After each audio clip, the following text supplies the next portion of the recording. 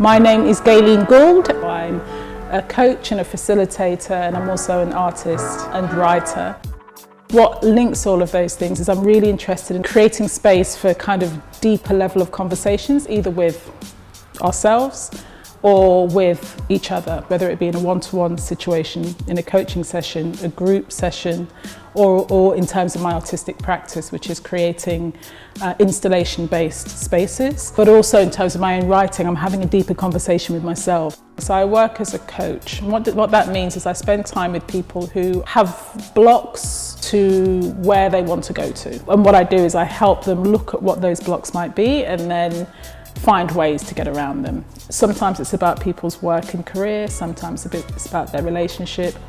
Most times it's about their relationship with themselves and also with larger groups as well. So I work at a place called the School of Life, which is a philosophy school, and we spend time having bigger conversations with larger groups of people along the same kind of lines. What coaching does, it cracks open your self-interest. And it forces you to really deeply listen to someone and park your own sense of righteousness. Really hard to do, but that's why the coaching training is so long. It's actually not difficult, but you have to unlearn so much. You have to unlearn your self-righteousness. So I think that's the trick. I think if everyone was taught those skills from school, if we were taught a whole new way of communicating and a whole new way of being able to what they call differentiate, so allow someone else their space while also holding yours without feeling threatened. That's the secret to world peace. I really honestly believe it, but very, very difficult to do. What I do is my life, effectively, in the sense that there's no separation between the questions that I'm exploring through what I do, but also how I'm exploring it through my relationships, through how I'm exploring it through my personal dialogue with myself, through how I'm exploring it through my connection with society and community.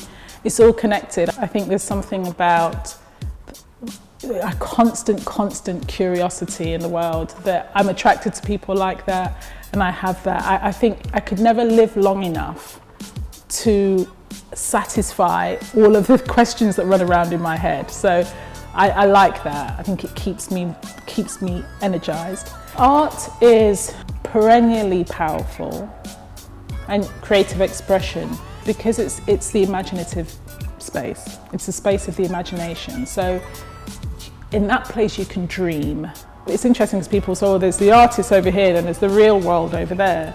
Whereas of course artists are in the real world, but the ability to be able to look at what's there and imagine possibilities, imagine some way else, imagine a new way forward, like I'm saying, and imagine how you can take what used to be a very dry turntable and you just put one record on it. But what happens if you had two? And what happens if you held it back? And what happens if you released it? And what happens, what if is what the artistic impulse is. And it's so important right now because fundamentalism is locking us into absolutes. This is how things are. This is how women should be. This is how men should be. This is how whatever. And what we need is much more imaginative thinking right now. So I think there's kind of this weird capitalist monetization of work, which is, we speak about it as separate to our lives, where I'm completely against that idea. I think that what we do should be an expression of who we are, effectively. I feel like I'm in a very lucky position. I'm in the top 5% of the world, so I can do that. You know, if I was living in a place where I couldn't eat and there were bombs dropping on my head and I was putting my children on a boat to save their lives, I wouldn't be thinking this way, right? So I'm lucky, I'm incredibly lucky to be able to think that. But this luck has been hard won, you know, there's lots of people who have walked before me to allow me to be in this space. So I kind of feel like, you know, I've got to make something with it. It has to be meaningful, and that's kind of a driver for me, I think. I have a phenomenal woman who raised me.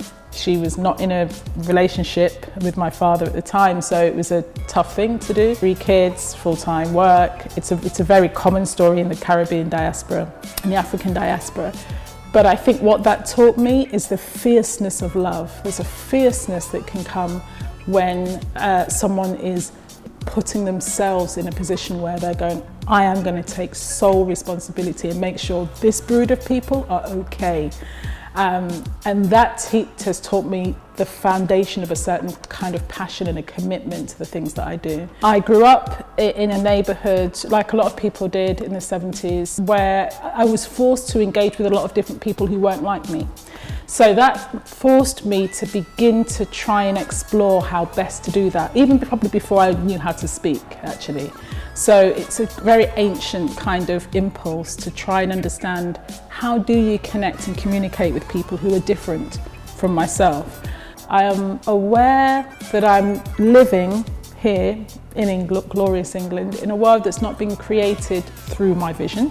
Therefore, the ability to be able to accept that, to live within it, to find a way to still negotiate and find a creative connection to what's going on around me, and to have the courage to try and shift and change things. It's an amazing quality, and I think a lot of young black people don't realise that that's what they're doing. When they're creating new beats, when they're taking a piece of equipment and transforming it and making it sound a different way, when they're dressing different, when they're wearing their hair different, when they're colouring, they don't realise that's what they're doing. There's a whole amazing creative transformation, and I think I'm blessed for. Probably around my teenage years, I discovered art in the form of films, books, music, but particularly films and books, where there was this imaginative space where, while I was exploring it in my home, on the street, in places like that, there was also this third space, this other space where artists, filmmakers, writers were exploring it in an imaginative way. And there were a lot of key black British filmmakers, John Comfort, Isaac Julian, Nadine Marsh-Edwards, a whole bunch of other people who were exploring these questions I was asking internally on screen, and kind of messing with the form, messing with the aesthetics of film. And that really connected with something I hadn't been able to articulate at the time, which was the whole way in which I was having to communicate was completely different than it had happened before, because I was different, this was different, England was different, everything was different. And these artists were really, really beginning to explore that. I'm blessed to come from the most richest thinkers, philosophers and ideas people in the world, from writers to performers to artists, Bell Hooks and Audre Lorde and Zora Neale Hurston and James Baldwin and Sam Selvon and Wole Soyinka, and all these people that just continually give these gifts of wisdom. And I've been able to work with a lot of people who have those kind of ideas, so I think I'm continually fed by that. So I think that's the wonderful thing with this little mortal coil, the moment we're on this planet, is it doesn't stop. The evolution doesn't stop. There's a sense of rhythm.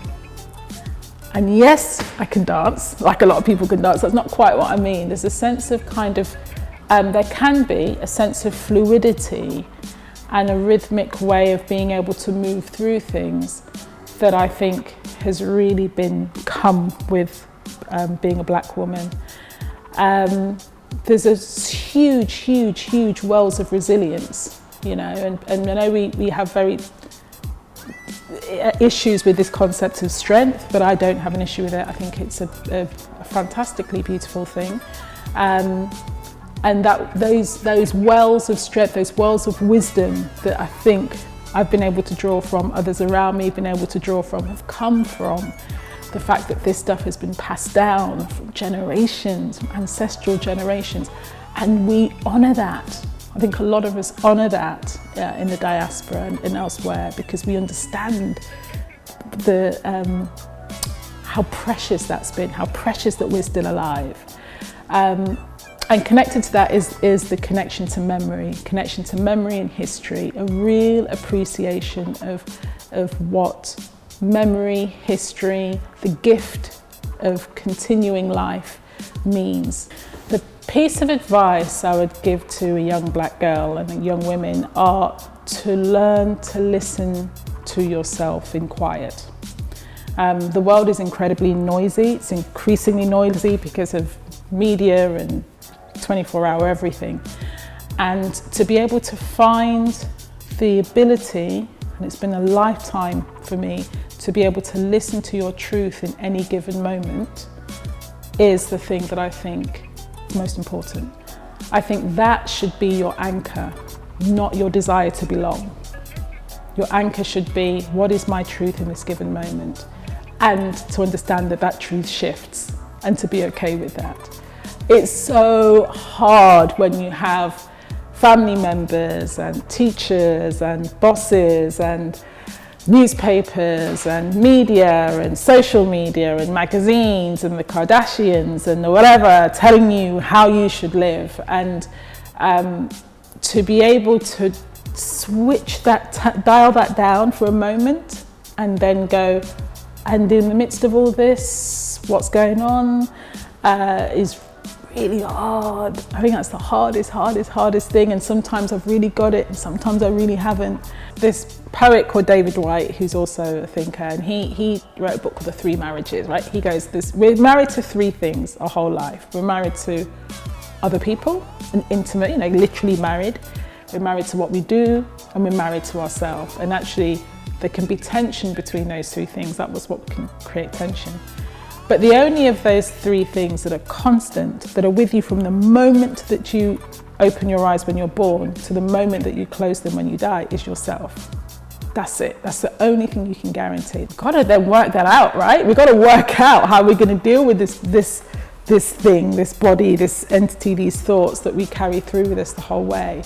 So I think that's the obvious one. But the other obvious thing is that if we don't do it, the big danger is that we start projecting violence onto other people, or love onto other people. It could be any of those things, but without understanding that that's what we're doing. Without understanding that actually there's something in me that hurts, and rather than wanting to hurt that person, maybe I just need to sit with this and sort it out.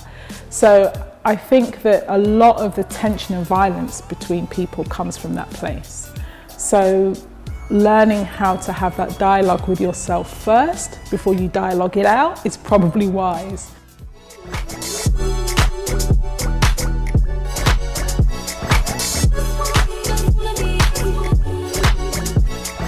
I remember an 80-year-old man said once to me, we were very good friends, and he said, the thing is, Gaylene, when you get to my age, you'll realise that there is nothing that is certain.